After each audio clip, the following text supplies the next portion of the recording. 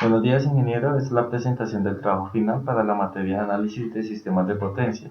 Nuestro grupo está conformado por Paula Pulido, Natalia Restrepo y quien le habla, Eitan Llanos.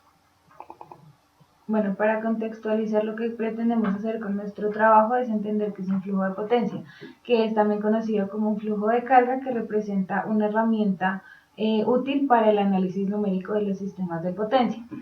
Bueno, el estudio del flujo de potencia se hace a través de diagramas unifilares y sistemas por unidad que simplifica el análisis de los mismos y teniendo como base valores AC que pueden ser ángulos, tensiones, potencias activas y potencias reactivas. Y bueno, este estudio analiza los sistemas de potencia en estado estable y se pueden utilizar diferentes herramientas computacionales como lo es Neplan, que es la herramienta que vamos a utilizar nosotros. Bueno, Neplan es un desarrollo de un software de alta calidad para redes eléctricas de gas, agua y calefacción urbana, así como servicios especializados relacionados con estos campos. La compañía se convirtió en una de las empresas líderes del mercado de software de ingeniería de sistemas de energía. Finalmente, Neplan es una herramienta de análisis de sistemas eléctricos de alta gama para aplicaciones en transmisión, distribución, generación, sistemas industriales de energía renovable, aplicaciones en Smart Grid y se utiliza en más de 110 países. Ya como tal, para la construcción de nuestro sistema de potencia, podemos observar en la imagen de la izquierda una columna donde podemos encontrar diferentes elementos útiles, como fueron los que utilizamos para nuestro diseño, como lo es el transformador convencional trifásico, el cual tiene la misma convención que el transformador con tap. También tenemos el generador, tenemos el transformador trievanado, tenemos la compensación de reactivos, ya sea inductivos o capacitivos, tenemos la respectiva demanda, tenemos las barras, las cuales las podemos dibujar de la longitud que queramos, y la línea en la cual también podemos jugar con la distancia. También podemos encontrar diferentes opciones en las que podemos agregar la conexión entre elemento a elemento, las barras y las líneas.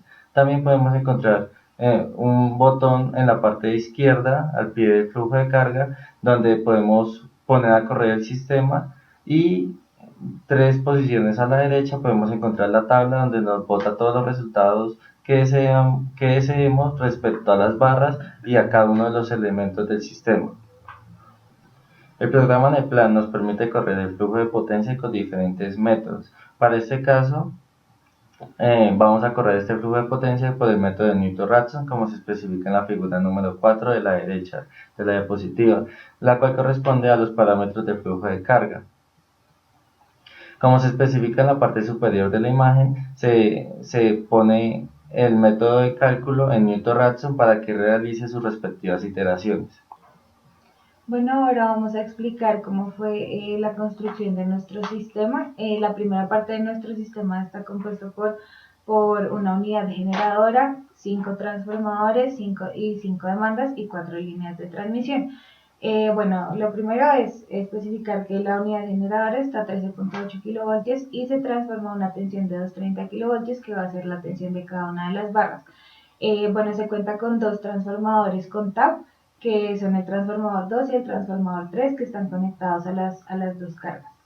Y finalmente la quinta carga está conectada al transformador trievanado a una tensión de 57.5 kilovoltios.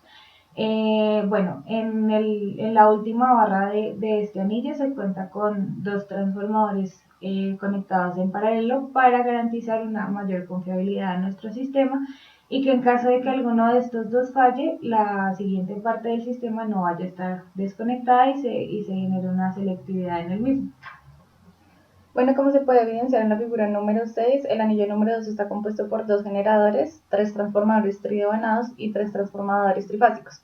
Asimismo, se cuenta con una línea de 500 kilovoltios, que es la más larga, que es la línea 5, y pues, como se ha dicho anteriormente, se tiene bastante confiabilidad. Bueno, para nuestro tercer anillo se tiene una unidad generadora a 13.8 kilovoltios, la cual transforma la tensión por medio de un transformador a 230 kilovoltios, la cual alimenta todo el anillo. Este anillo cuenta con dos cargas, una está conectada a una de las barras del anillo y otra está conectada a uno de los devanados del trivanado de uno de los transformadores. También se cuenta con bastante confiabilidad al conectarse al anillo explicado anteriormente, ya que tiene dos transformadores en paralelo, donde al tener la deficiencia de uno, el otro está en las capacidades de suplir las actividades. Como se especificó en el taller, es necesario utilizar datos referenciados, por lo tanto nosotros nos referimos a diferentes documentos que nos permitieron encontrar dichos datos. Entonces, para las líneas de transmisión encontramos la representación de sistemas de potencia por Francisco González, que nos dieron los valores típicos de las impedancias de las líneas dependiendo de su longitud. Bueno, para los generadores utilizamos una librería de potencia de una empresa llamada Cumis en Chile. Y para los transformadores utilizamos un artículo de la Universidad Tecnológica de Pereira donde bueno, se establecía el análisis de confiabilidad del sistema eléctrico de Pereira usando el software NEPLAN, que es el que nosotros vamos a utilizar con base a la resolución CREC 097 del 2008. Y finalmente las cargas las encontramos en las link y normas de CODENSA establecidas según el nivel de tensión de conexión, según la potencia máxima y la potencia demandada. Para el ingreso de parámetros en el plan, es importante tener en cuenta algunas cosas de cada uno de los elementos. Por ejemplo, en el generador, como se evidencia en la figura número 8, se deben ingresar los valores nominales. En el caso del transformador, como se evidencia en la figura número 9, se debe ingresar los valores de la impedancia y como tal tener presente el devanado primario y el devanado secundario. Asimismo, este transformador se puede configurar como TAP dependiendo de la opción que se encuentra ahí abajo y se deben especificar el TAP mínimo, el TAP de operación y el TAP máximo, asimismo como el TAP de nominal y el porcentaje en el que aumenta este. Respecto al ingreso de parámetros para la demanda, se tiene prioridad para las variables de potencia, como la potencia aparente, la potencia activa y la potencia reactiva. Y teniendo en cuenta los parámetros de ingreso de las líneas, se tiene prioridad en las variables de resistencia, reactancia y se tiene en cuenta si la longitud de la línea, si son medias, largas o cortas, para asimismo aplicar su modelo pi o no aplicarlo. Si se aplica el modelo pi, se tiene que la admitancia Chun se ingresa en la variable b de la figura número 11, que corresponde a los parámetros de ingreso de la línea. Aquí se puede observar el diagrama final de nuestro sistema al cual le vamos a realizar el siguiente análisis. Bueno, es necesario saber cuáles son los diferentes nodos del sistema de potencia, sabiendo que el nodo PQ representa el nodo de carga y son conocidos los parámetros de potencia activa y reactiva generada y demandada, y son incógnitas las tensiones y los ángulos. El nodo PB representa un nodo de tensión controlada, un nodo de generación, en el cual son conocidos los parámetros de potencia generada, tensión, potencia activa y reactiva demandada. Y son incógnitas los ángulos y la potencia reactiva generada. Y finalmente el nodo slack es el nodo de referencia del sistema que generalmente representa el nodo que tenga más capacidad de potencia debido a que suplir la demanda inicial y las pérdidas del sistema. Y los parámetros conocidos son las tensiones y las potencias reactivas. Y son incógnitas la potencia generada y la potencia reactiva generada. Bueno, respecto a las tensiones en los nodos, se tiene que están limitadas entre 0.95 y 1.05 en por unidad. Entonces, para esto fue necesario establecer las tensiones bases de cada una de las subestaciones y las tensiones simuladas al correr el flujo de potencia en estas. Entonces, al realizar el cociente entre la tensión simulada y la tensión base, obtuvimos el valor del límite de tensión en por unidad. Y se puede observar en la columna 3 que no supera los valores mínimos ni los valores máximos del rango establecido. Como se puede ver en la tabla número 2, que es el resultado del flujo de potencia según el tipo de nodo, o sea, nosotros corrimos el programa como tal y pues se verificó que ninguna de las barras ni de los generadores estuvieran presentando problemas y como tal se pudo, digamos, establecer los nodos de acuerdo al tipo de elemento que se tenía como tal y pues se pueden observar ahí en la presente tabla pues las potencias y las corrientes y los ángulos que se dieron pues de acuerdo al método de Newton-Raphson. Bueno, ahora se van a realizar diferentes maniobras sobre el sistema para observar cómo es el comportamiento del mismo ante estas. La primera maniobra que se realizó fue quitar una línea de operación. Se escogió la línea 6 debido a que esta no representaba grandes afectaciones, debido a que no estaba conectada a grandes cargas y podría ser suplida por otras líneas. En las tablas número 3 y número 4 se puede observar el cambio que hubo en uno de los nodos del sistema, que fue en el nodo Slack, debido a que el generador 2 es el que está conectado a ese anillo. Entonces la potencia reactiva podemos ver que cambió y disminuyó. Pero como en estas dos tablas no se evidencia mucho el cambio pues, del sistema frente a la desconexión de esta línea, vamos a ir a Excel donde se muestran los diferentes elementos que fueron afectados por esto. Bueno, aquí en las tablas de Excel podemos ver los elementos que fueron afectados al desconectarse la línea número 6 y se puede ver el cambio en las potencias activas y reactivas y en algunos ángulos sobre algunos elementos. Como podemos ver, los elementos que fueron afectados son los que están conectados de alguna manera al anillo donde está la línea 6, que es el anillo 2. Y como podemos ver aquí, no se presenta ningún valor en la maniobra que se realizó para esta línea. Se puede analizar finalmente que las potencias reactivas y activas en cada una de las líneas disminuyeron y las potencias reactivas en los transformadores aumentaron debido a que estos son una carga inductiva y pues va a generarse este aumento en las potencias reactivas.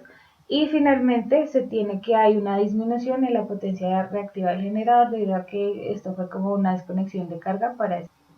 Respecto a la siguiente maniobra que se desea realizar es ingresarle una compensación de reactivos al sistema, ya sea una compensación inductiva o una compensación capacitiva. Respecto a las potencias reactivas que se obtuvieron al correr el flujo de potencia en el diagrama original. En el lado izquierdo se puede observar en la figura número 3 el sistema con una compensación inductiva inyectada en la barra 5. Esto debido a que en esa barra se tenía una potencia reactiva con valores negativos. Y en el lado derecho se puede observar la figura número 14, que es el sistema con una compensación capacitiva en la barra 8. Esto debido a que en esa barra se tenían valores de potencia reactiva elevados. De acuerdo a lo anterior, se puede realizar un análisis de los resultados que se obtuvieron a través de la compensación que se realizó. Como se ve a través de la tabla número 5, se tiene los resultados del sistema en condiciones normales, y en la tabla número 6 se puede observar el sistema con una compensación reactiva. Se puede evidenciar a través de la barra número 10 que se tiene un aumento de tensión y por lo tanto se cumple que al poner una compensación capacitiva se tiene un aumento de tensión y por lo tanto pues mejora como tal en este caso el factor de potencia. Finalmente se tiene de la barra número 5 se puso una compensación inductiva y pues se puede resaltar que se tiene una disminución en su tensión y por lo tanto en su ángulo pues se ve que aumenta. Bueno, finalmente para la última maniobra se requiere hacer un cambio de tap en el devanado secundario del transformador número 2. Bueno, nosotros tomamos como base la potencia reactiva demandada y la potencia activa demandada por la carga y encontramos que al cambiar la tensión en el devanado del transformador, en el secundario, no había un cambio considerable en los resultados con base al modelo inicial, probablemente debido a que el balance de potencia no era afectado por este cambio de tensión en el tap del transformador. A manera de conclusiones se tiene que el sistema de potencia diseñado es de alta confiabilidad debido a que al tener una composición con diferentes anillos permite que a través de los elementos conectados se genere un respaldo en cuanto a la posible salida de operación de elementos. Asimismo, en la conexión de los anillos, los transformadores conectados en paralelo se respaldan entre sí para que en caso de una desconexión de alguno de ellos, el otro supla las demandas mayores y se genere selectividad en el sistema. Asimismo, pues se puede determinar que al realizar las compensaciones capacitivas e inductivas en los nodos mostrados en el desarrollo, fue posible encontrar que una compensación reactiva de capacitores aumenta la tensión en un nodo y al colocar una compensación inductiva, la tensión disminuye, permitiendo la flexibilidad al sistema en cuanto al requerimiento de las diferentes demandas y unidades generadoras. Bueno, y finalmente, como mencionamos anteriormente, al sacar la línea 6 de operación se pudo encontrar que los elementos más afectados eran los que estaban alrededor de esta línea, es decir, los que se encontraban en el anillo donde esta estaba conectada, disminuyendo la potencia reactiva generada por parte del generador, la disminución de la potencia activa y reactiva en las líneas y el aumento en la potencia reactiva de los transformadores. Al quitar esta línea de operación, podemos ver que la línea 5 puede presentar una sobrecarga debido a que ahora la demanda número 3 va a estar solamente suplida por la tensión que le suministre esa línea. Muchas gracias.